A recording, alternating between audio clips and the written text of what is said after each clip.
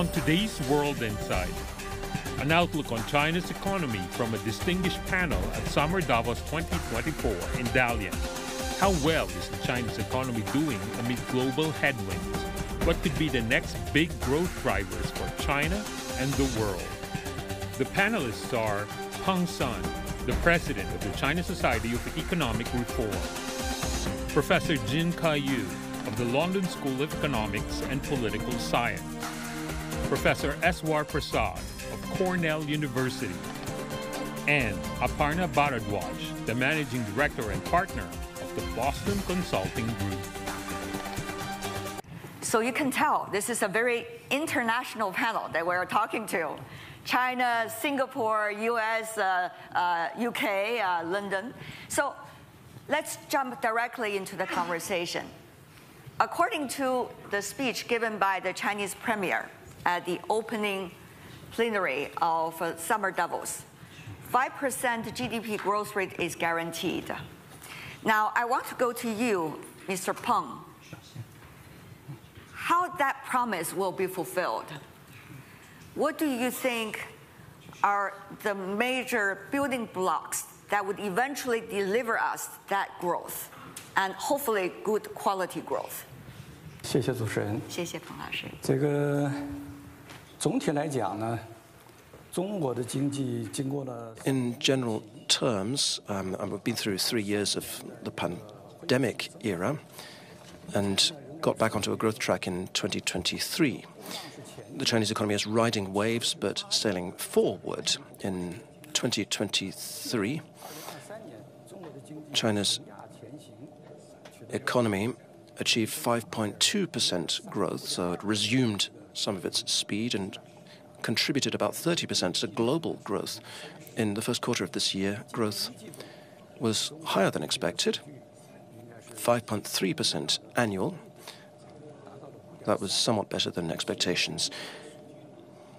Now, looking at these figures, the impression that they give you is that there's some recovery of a higher growth rate. Now, the complete figures for the first half of this year are not out yet, but looking at April and May, investment and consumption have tailed off somewhat in China. On the other hand, exports and international trade generally have enjoyed a quite large boost. Trade has grown at 5.0% in April. In May, it was 8.6%, so it's up 3 percentage points there. So in general terms, China's economy is on the upswing. That's not to say it's without its problems. The process of recovery doesn't yet have very firm foundations, and that can be seen in the following. Overall demand in the Chinese economy is still insufficient. Now, expectations among the public are somewhat weak. We have numerous uncertainties, particularly uncertainties that we face internationally. But in summary, I would say that moving into second quarter, the third quarter, and so on, with the support of the macroeconomic policies that have adopted, in particular the moves towards new quality productivity, and in particular next month there'll be the third session of the 20th plenum of the party, which will be bringing more good news. As China's growth stabilizes, this is good news for the world.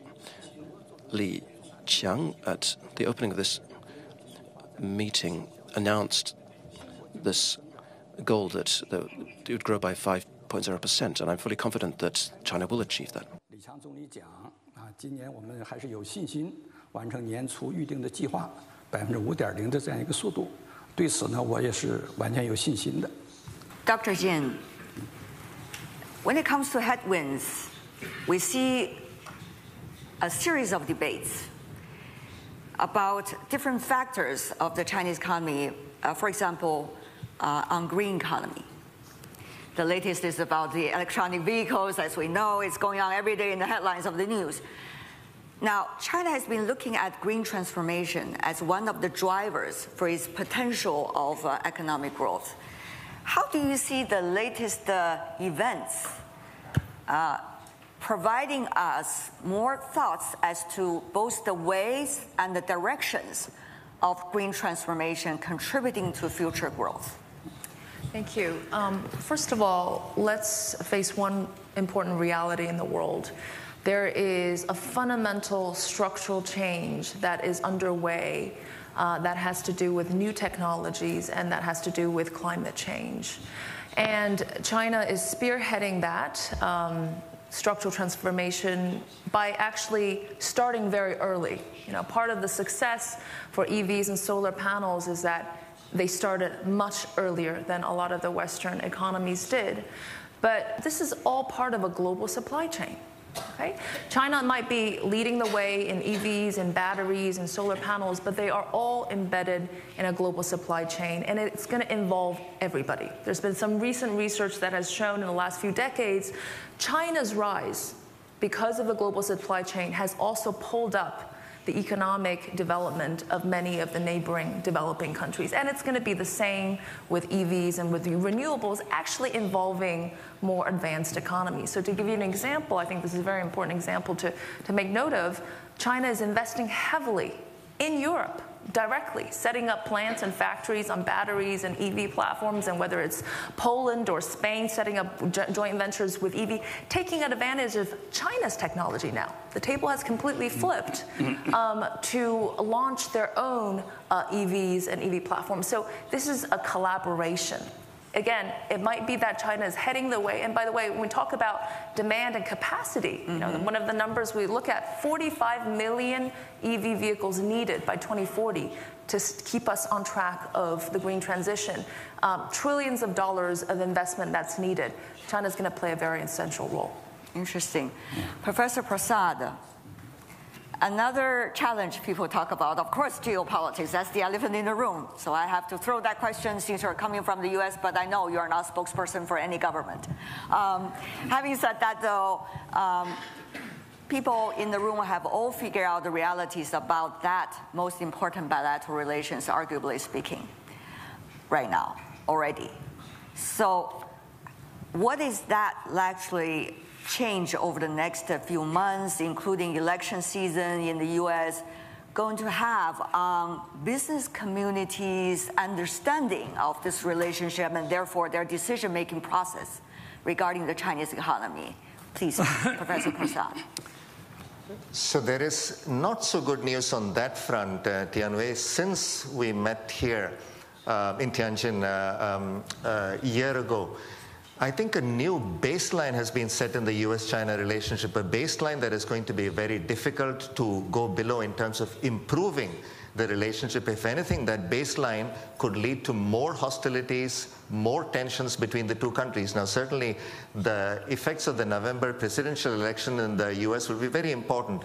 But the question is, what is going to change? My sense is that we're not going to have a major change in the overall approach of the US towards China, but certainly the strategy, the tactics could be very different under a second Trump administration as opposed to a second Biden administration. But the difficult reality that the two countries now face is the following. Once upon a time, the economic relationship between the two countries used to be seen as a positive-sum game where both countries could gain from mutual trade and finance. The geopolitics, of course, is intrinsically a zero-sum game. But now even the economic relationship is seen as a zero or even negative-sum game. One of the reasons, of course, is that many of the industries that China is looking forward to in terms of developing for its own technological upgrading, in terms of its own move up the value-added chain that Keyu referred to, those are precisely the industries, green technology, solar batteries, EVs, those are precisely the industries that the United States and perhaps even Europe are counting on for their own manufacturing revival.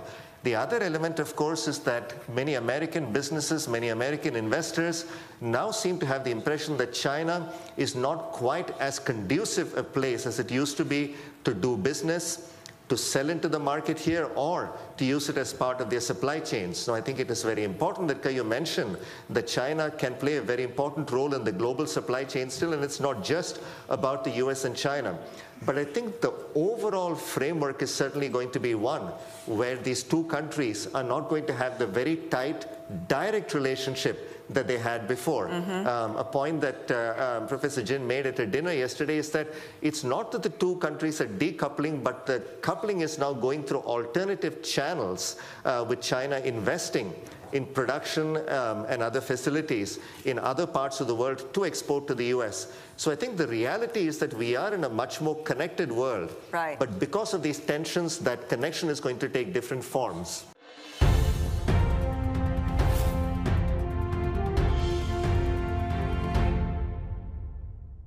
I've been having different conversations over the past 2 to 3 days here in Summer Davos. I will go to the question a bit later, but this is an important backdrop that I collected from our audience and participants. People have been repeatedly asking, can we be more imaginative about our world and solutions? Do we only look at the world through the entry point of geopolitics? Are there any other as important and probably even more important entry points than just the geopolitics? I think that's what the business community is also thinking about these days. So as a result, Aparna, I go to you on some of the important thinking business community are doing with your latest survey and also your research about what exactly is the role of the Chinese economy today with the world. Yes. No, that sounds like a big subject. You know, we can discuss for 100 years, but today very relevant. Please. Absolutely. No, I think it's a big subject and it's something that we could talk about for hours, but let me try to distill it in a couple of minutes. The first point is that China is very important to the global economy, not just the global business community, but to the global economy. I mean, if you just look at the 5% growth that we're very confident that we'll achieve this year, that 5% growth will already add more to the global GDP than India, Indonesia, Japan combined. So even a so-called slowed down growth of China is actually incredibly relevant for the global economy. In addition to that, what we did a survey of Fortune 500 business leaders, CEOs, and first of all, of the Fortune 500, 140 are Chinese business leaders. That's an important point. Secondly, more than half of those business leaders said to us that they're bullish on China, and they continue to be bullish on China. So I think this decoupling of the global business community to China, even though the headwinds are tougher, is not something that we expect from a practical perspective. Now, I'll just touch upon a couple of areas where China's dependency, the world's dependency rather, on China is very high. The first is supply chains. I think you touched upon that already. But what I would also say is that China's already more than a third of global gross production. It's still more than a third of global gross production, and it's an order of magnitude higher than what US contributes or what Japan contributes. So China's relevance to global production is important. Now, China Plus One strategies have been very much in the media and discussions. The reality is, even if you China Plus One, just for those who do not follow the news every day, is of course it's a supply chain. Some people want to have another option besides China. Yeah. Absolutely. So China Plus One is essentially diversification of supply chains to provide alternative manufacturing locations in addition to China for global manufacturers. But when we analyzed at BCG what those supply chains actually look like, and you talked about dependencies in electric vehicles, behind the China Plus One, you still see China contribution to many of those value chains. So exports from ASEAN to the US are increasing, but in those exports, there's huge China business value add and China manufacturing value add. Same for exports from Mexico to the US. So China's role in global supply chains remains. And one last thing I will mention is China's role in the global South. The global South as a narrative is getting galvanized. And you see that with the expansion of the BRIC membership. You've had South Africa join the BRICS. You've seen Malaysia and Thailand apply to join the BRICS. The BRICS is going to become a de facto subset of the global South with a louder voice. And nations of the global South are looking to Chinese products, Chinese technology, Chinese partnerships. And that's not just true for ASEAN, but it's also true for Latin America, Africa, and the Middle East. So there's tremendous potential for the world, if you look at the global South as well, in connecting closely to China and partnering with China. So I feel optimistic, despite the headwinds, about the potential. Yeah. I remember in almost every discussion about the Chinese economy and economic policy, there is always a question regarding what exactly is the role of the government, whether it's government at central level or government at local level. Of course, their nature is very different. So, Mr. Peng, if I could follow up, and I think this is a must-ask question regarding that, what exactly is the role of the government? I see our other panelists already wearing the earpiece. They want to listen very attentively. Mr. Peng, of course, you are coming in from a researcher's perspective. Please. 这个就涉及到了中国目前的。 This involves a new process and prospects of China's current economic structural reforms, especially the market-oriented reforms, because China's reforms have been carried out for 45 years, and the core issues to solve the relationship between the government and the market. It was decided about a dozen years ago that the market should be regarded as the decisive factor in the allocation of resources, and the market should play a decisive role. Resource allocation is central to determining the different economic models of society. If the government allocates resources, it is a planned economy. And if the market mainly allocates resources, it is a market economy. In recent years, we have promoted market-oriented reforms, which is to minimize the government's intervention in the microeconomy.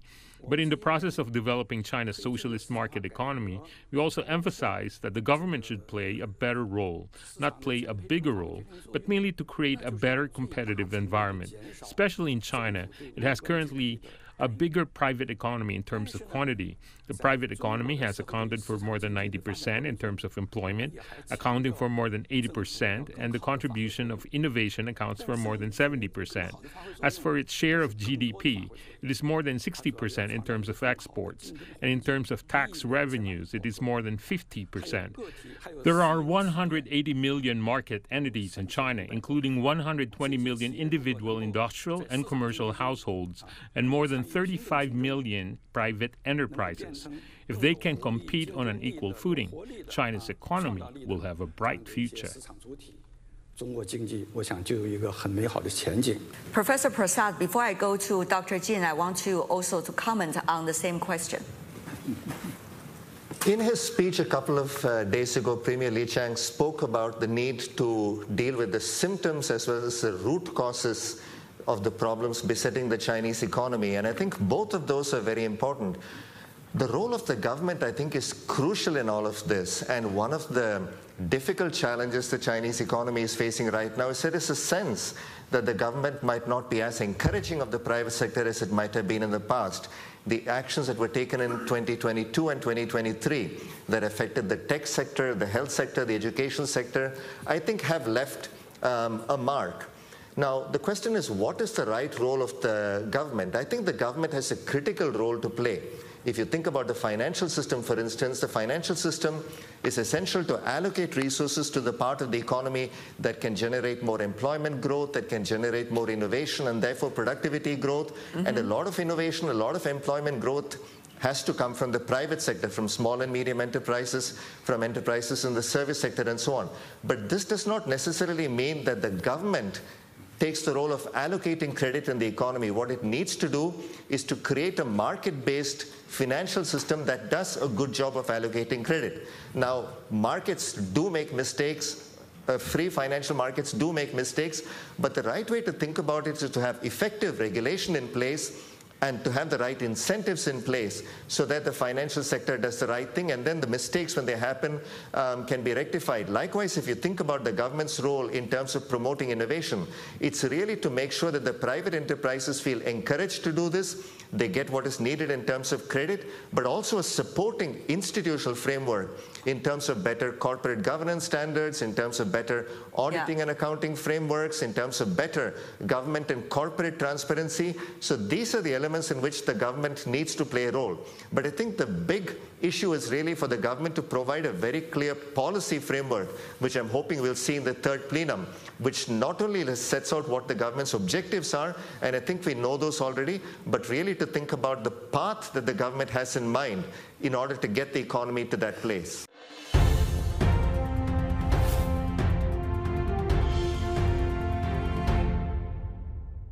It's not an easy time for real, honest discussions and sincere conversations. Yet, we know it's so important to do them now. This week, the annual meeting of the new champions aspires to be the platform to make them happen. From the seashores of Dalian, we are bringing to you the updates about the latest of the world and also to meet the people from the world of business and innovation. Follow me to the meeting rooms and session halls and take in the world and China you need to know. Go to you, Dr. Jin. There are right perceptions and wrong perceptions, let me just put it that way, about realities of the Chinese economy and decision-making process, and the list goes on. So how do you, on the one hand, see people's debates about the role of the government, and also how do you see the competition going on within China, for example, between regions, on economic policy and economic approaches? Please. Yes, if I can take this role of the state and perceptions from a slightly different angle, right? Let's look across the world. What are we seeing?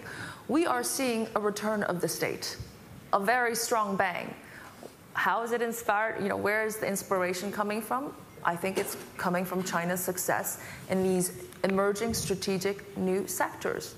Look at the revival of industrial policies. There's a return of that. Hundreds of $billions, CHIPS and Science Act, a Green Industrial Deal, Green New Deal in Europe, Japan, aiming to revive its semiconductors industry through hundreds of billions of dollars investment in high tech.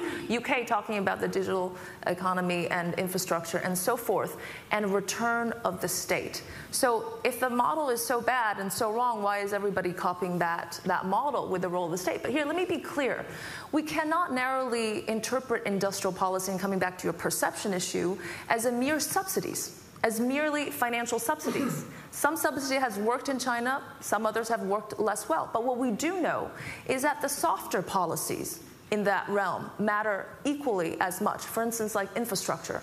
EV demand policy subsidies didn't work effectively until the EV charging stations are put in place. That's actually now a big infrastructure investment, talks in Europe and in the US. Similarly, coordination of supply chain, talent, coming back to the financial system.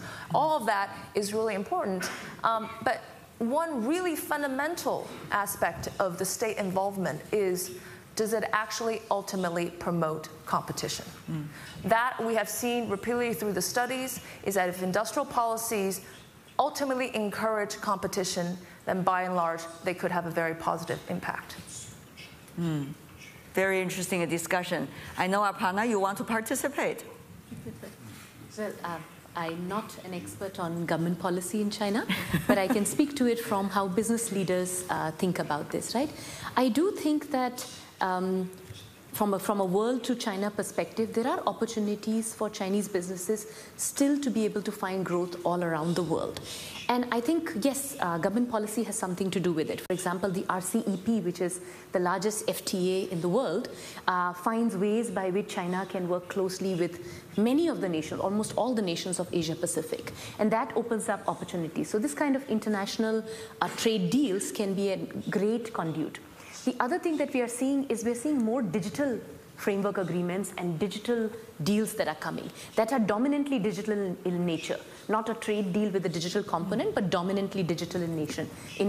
ASEAN starting that first one, which hopefully gets signed in 2025. There are opportunities also for China to take a lead in the world stage to craft and to participate in those digital partnerships. The third thing I would say is I think Chinese businesses, coming more to my area of expertise, which is working with businesses, Chinese businesses can really find avenues for growth all over the world. One area, for example, is AI.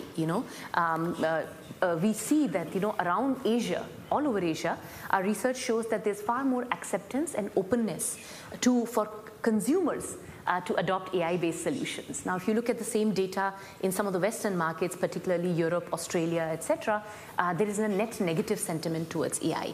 So really benefiting from the net positive sentiment of the Asian consumers when it comes to AI applications would be another area of opportunity for Chinese businesses. Now today, Chinese LLM models are not at the same quality as, frankly, the American LLM models, but the gap is closing, and there are opportunities in the future. I do want to touch on 2 points that all of you almost raised or indicated. One is how the Chinese business community are digesting the realities, and as a result, their newest approach to whether you call it going overseas or going global, and what it might be its impact on both Chinese policymakers and also, of course, China's economic growth. Dr. Jin, go to you on that. Many of those sitting here in the audience, they have their companies operating in so many different parts of the world. It has already become almost the latest norm for companies, whether you call it Chinese companies or companies born in China, you name it. How do you see this latest approach is actually impacting on the mentality of policymakers and also the possible growth potential of this economy? Well, I certainly think that that is the next chapter, right? We're embarking on Chinese companies going global. Remember, 20 years ago, there was another earlier campaign of Chinese company going global, but that was very different. Very different. Yes, Traditional indeed. industries, and speaking about that, I find it highly ironic that despite the geopolitical tensions in U.S.-China, I think still 4 out of the 5 of the most downloaded apps in the U.S. today are Chinese apps. So that's one thing to take into account. It's a new model. Chinese traditional industries, manufacturing, all of that was kind of the old playbook, right? But Chinese new innovative business models, the digital economy, by the way, which is 40% of GDP as opposed to only 10% in the U.S. But even coming, back to India, right? China, the new comparative advantage in this new digital age has changed. It's not just oil, but it's data and it's algorithm, it's compute and all of that. So that is all changing. So I think there are real opportunities here because, yes, Chinese business might have, in certain sectors, have some headwinds, geopolitically speaking, in the Western countries. There's still a lot of opportunities because Chinese technologies, the new crop of Chinese technologies are practical. They could be tailor-made, could be implemented very fast. They are cost-effective, and they could really be the cost-effective solution to many of the developing countries' present problems. So the question is how to grasp that opportunities, but of course there's still lots of cultural barriers. But as we're seeing, even against this whole geopolitical backdrop, we're seeing many, many more trade agreements being signed all over the world, a lot more regionalization, a lot more, trying to grasp the opportunities by Middle Eastern GCC countries or Southeast Asian economies. And we're seeing a huge amount of dynamism in, I don't want to call it the global South, but, ex-Western advanced economies. So I think Chinese companies have a lot of role to play there. Mr. Peng, go to you on that. How do you see the landscape change internationally and now Chinese business community's approach to deal with it? 从我们面对这个环境是什么呢？我觉得是确实是百年未有之大变局。 What environment is that taking place in? There are changes unparalleled for a century or so in terms of politics and security, and especially geopolitics. And what's happened in geopolitics has been a serious stressor for the world. Now, it's very possible that the Russia-Ukraine war becomes an unending war, like in Kashmir. It's very hard to predict the results of the Israel-Palestine conflict, and there's a conflict going on in the Red Sea, and it involves energy and the transport of goods, so that has large potential impacts for global trade. But these aren't the most important issues. And the big problem is the trend of deglobalization or anti-globalization. There's a new wave of unilateralism and protectionism in terms of discussion, but also what's being done in terms of policy. And that is a serious source of stress for the stability of China's growth. Now, there's been mention just now of U.S. actions against China's industries where China has an advantage, and they've been trying to limit or constrain China's exports. I mean, there's 100% duties being imposed on China's EVs by the U.S. Semiconductors, that's gone up to 50%. Raw materials, 25%. The European Union, for its part, is a very big part of the world economy. And this was an ex officio investigation by the authorities. There wasn't an application by the local industry, but they carried out an anti-subsidy investigation against Chinese EVs, and they're threatening in July to raise duties to 20 or 30-something%. These will have a major impact on the Chinese economy. So, as we look at internationalization by Chinese businesses, you have to take these factors into account. And China definitely doesn't look to engage in a trade war. The key is whether or not this can actually be dealt with by negotiations, consultations, and under the WTO framework. If that doesn't work, then China doesn't want to see a trade war, but is not afraid of one. New industries, in particular industries where China has advantage, have to be ones where China does continue to industrialize. Sometimes you have to have longer value chains. There's less imports into the U.S. directly from China, but there's some production taking place by Chinese companies elsewhere in the Americas and Southeast Asia and so on, so the total coming in has not changed. The U.S. has ostensibly been looking to protect its industry and consumers, but it's actually been damaging the world value chain and has also been increasing costs, which are ultimately borne by the U.S. consumer. That is bad news for globalization. 我觉得这个呢是对全球全球化呢是很不利的一个消息。 Professor Prasad, respond please. I have a strong belief that there are two forces. One is business dynamism and entrepreneurship, especially in our countries like China and India, and globalization. There are forces that are very difficult to stop because they have enormous benefits. There is one force, however, that can put significant roadblocks in their way, and those are governments. Governments responding, in their view, to domestic interests as well as their geopolitical views. And that, I think, is what we are seeing right now.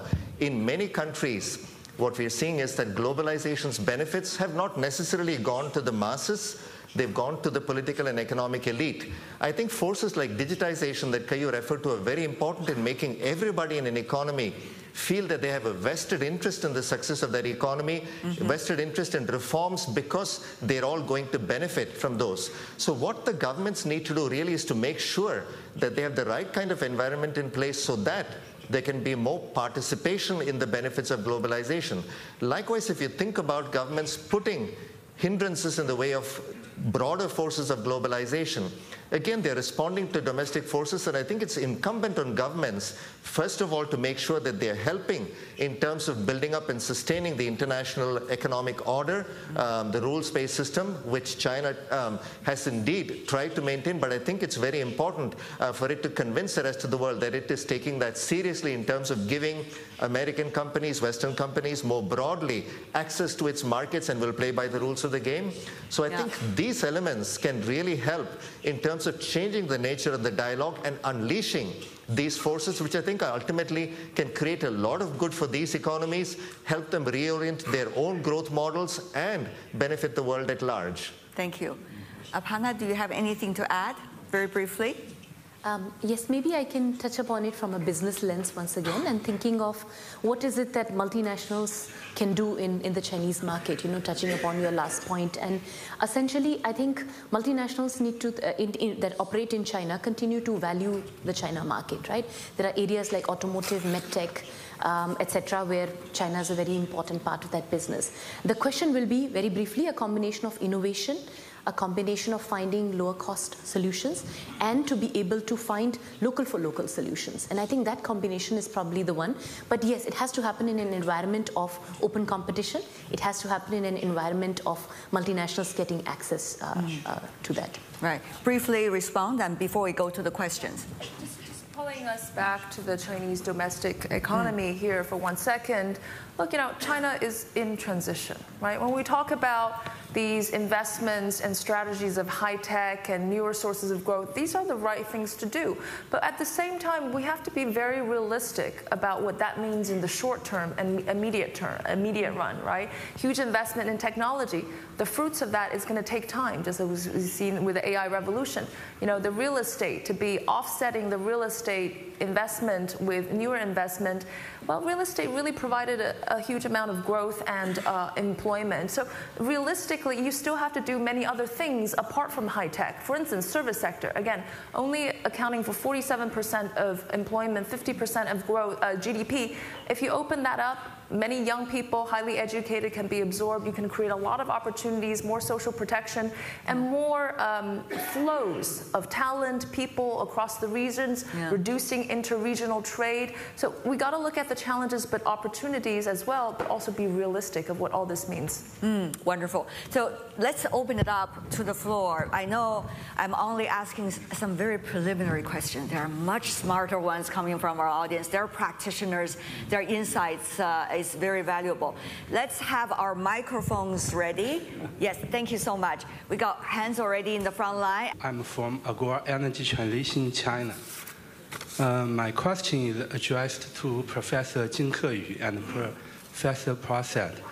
So, against the backdrop of rising geopolitical tension between United States and China, in case there is a second Trump presidency, what's the implications for European Union's China policy, especially EU's de-risking of supply chain strategies?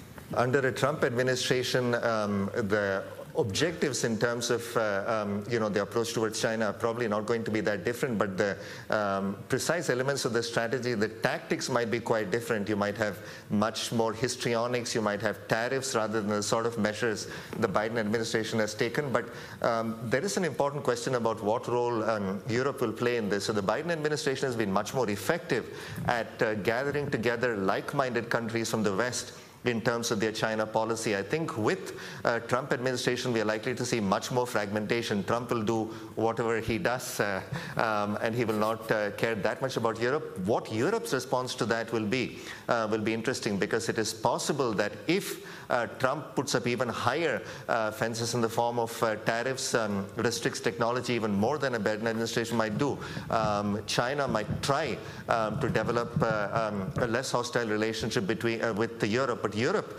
I think, feels as threatened as America does right now, because many of its ambitions of moving up towards higher tech industries, the new technology industries, are also seen as being threatened by China. So I don't think there is going to be a huge difference, but certainly Europe and the US will probably move together much more closely in a Biden administration. In a Trump administration, it will be more fragmented.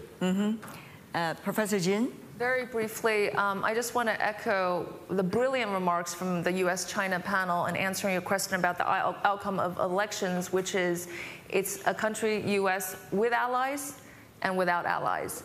And neither president is good for China, but neither president candidate is good for the US either.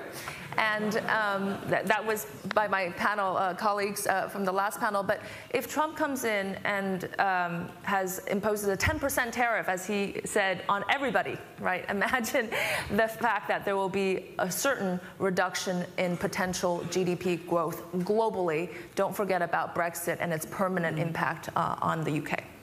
Aparna, what about for the others, since you're based in Southeast Asia? Yes. No, I think, so a couple of things. One, from a US election standpoint, the US-China relationship is the only bilateral question. It's a question on which Democrats and Republicans directionally are similar, even though, of course, the policies and the execution, as you rightly said, might be different. So one thing that I think working with markets in the global south and the rest of the world, we've come to realize is this is not a temporary situation. This is something you have to plan for the next decade or two. And that's how business leaders across the global south are thinking of it. You can't wait this out, you have to plan for it. Now with that in mind, most of the markets of the Global South and business leaders in the Global South would like to do business across geopolitical boundaries. They'd like to do business with all the major global economies of the world.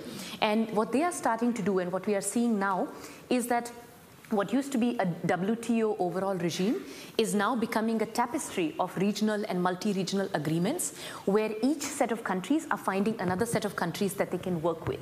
It's a more complicated tapestry, but it is still pro-business when it comes to countries of the Global South. Governments are trying to do pro-business moves that allow them to do business with the world. So I do think that does offer opportunities, but it's not as simple as saying if I'm WTO compliant, all is well, or oh, it's a two-polar world. It's not that simple. It's actually a multipolar situation with a tapestry of combinations that as business leaders we will need to understand and navigate in order to thrive. We only, according to the official clock, 1 minute left. So as a moderator, I need to solicit all the best takeaways from today's discussion. And by the way, this is a joint production between the World Economic Forum and the CGTN. And I want to thank everyone participating in this discussion. Before we go, we talk about China's economic outlook. Mr. Peng said, let's come back to the topic. How do you see and how would you describe, using one word or two, about this outlook? Well, I think, as for the Chinese economy, there's a lot of hope. But there are a lot of difficulties as well. But thanks to reform and market-oriented reforms, we'll be prepared for a sustainable and healthy development. We will lay the groundwork. I just say, make sure we keep China open for business and make sure we keep the world open for China. Thank you. Professor Prasad? So decent short-term prospects, and as for the longer term, good prospects if the government does the right thing. Aparna, last but not least. Thank you. All business leaders, no matter what industry, no matter what specialization, need to develop a geopolitical muscle to be able to thrive in the more complicated world. Thank you so much, ladies and gentlemen, for your input and insight.